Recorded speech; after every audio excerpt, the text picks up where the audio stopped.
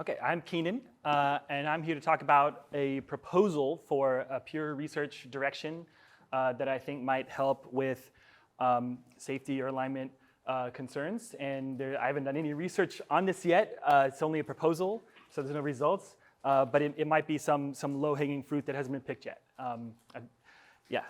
So it's environments for empirical embedded agency research. So how do I go next? I got to click, here we go. Okay, so what is an embedded agent? Well, a non-embedded agent is like this robot here who's playing a video game where there are like very well-defined input and output channels, right? They're playing the game via the controls and observing it from the screen pixels. And there are no sort of, like the robot here is not part of the video game. It's external to the video game. And so there's no like backdoors or anything where like something in the environment could affect the internal reasoning of the agent.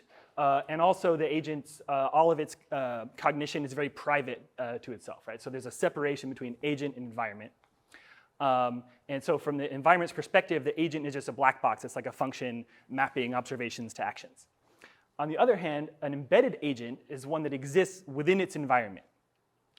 So like a human is an embedded agent because like my brain is part of the physical world, and I can do things like drink a cup of coffee, which causes my brain to operate faster and feel less sleepy.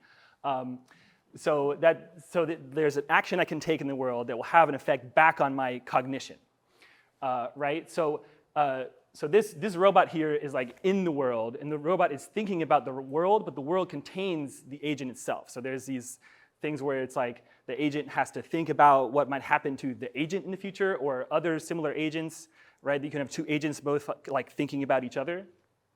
And the agent's internals, like the parameters of a neural network, may be exposed to the environment.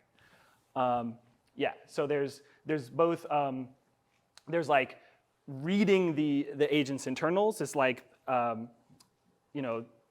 there's reading the agent's internals as like other things looking into its mind, and then there's like writing them as like things that can affect the agent's cognition from the environment.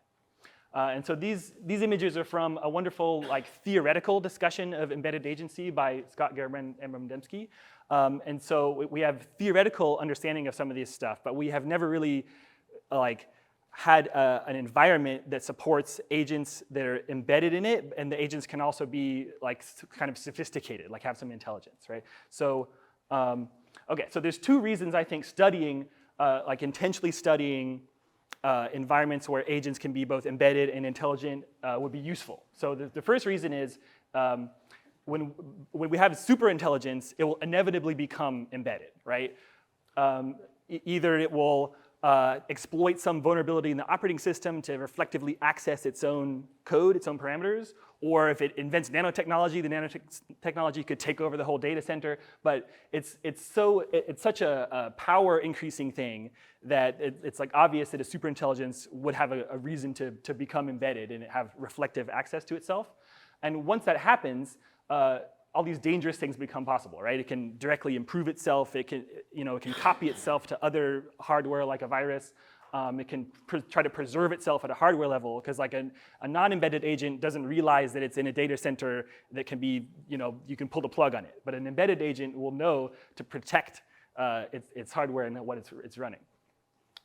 So if this happens for the first time with a very powerful agent and the arena of embeddedness is the internet or the physical world, like we're screwed. We don't stand a chance because all this new stuff will be happening and we haven't ever done empirical research on things that can happen with embedded agents. So what I propose is we study this in a kind of safe sandbox. And by safe, I mean that if it learns how to be capable in the sandbox, those skills don't transfer to the outside. And then the second reason is we can currently throw more compute at a model and get it to be more capable at some task, right? But we cannot throw more compute at it and increase its interpretability because interpretability is something internal to it, right? So like if it's doing some task or playing some game, you can't really make the score depend on how interpretable that model is, like how much it's revealing its internal state to you. But if we go to embedded agents, it's possible to make like a game where the only way to succeed at that game is making yourself interpretable to your opponents. So how many people know what I mean by ultimatum game? Raise your hand. How many people know what I mean by prisoner's dilemma?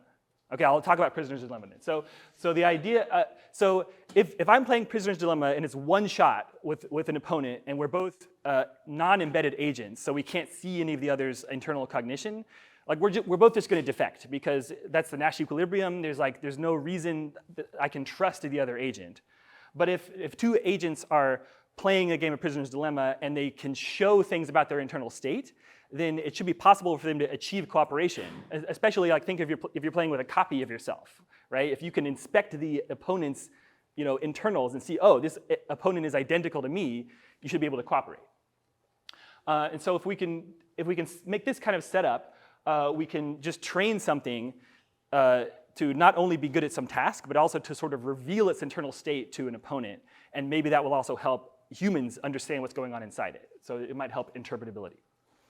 Okay, what kind of embedded agency environments have existed in the past? Well, there's cellular automata like Game of Life or something, because a Game of Life pattern, it can do some interesting thing, and it's like the rules for the cells are the same all over the place. I'm not going to go through everything on this table, but my point is like there's some environments that are fully embedded, but they don't actually support interesting, sophisticated, intelligent agents. And there's other environments where there's intelligent agents, but they're not really embedded. And the one exception that I found was this guy, Luke Miles, in his master's thesis, created this environment where an agent can do things in an environment, and some of the things in the environment affect the agent's actual policy, its cognition. And so the one example was it's just solving a maze or something, but there's a whiskey bottle in the maze, and when it hits that, it suddenly becomes way more exploratory and makes more random actions. And so it kind of has to learn, I should avoid that because that will make my cognition worse. And normal RL doesn't really incorporate that kind of thing. But that only has something affecting the internals. It doesn't have a way for something else in the environment to read the agent's internals. Neural networks, right? That means in the Game of Life, right? In theory, you could make this giant thing that's like a neural network, but that would be so computationally intractable that nobody's ever made a Game of Life pattern that's a neural network. Right. So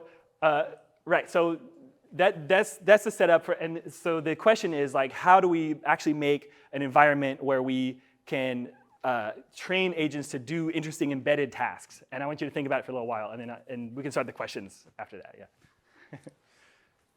Okay. Yeah. Thank you. Is this also your challenge?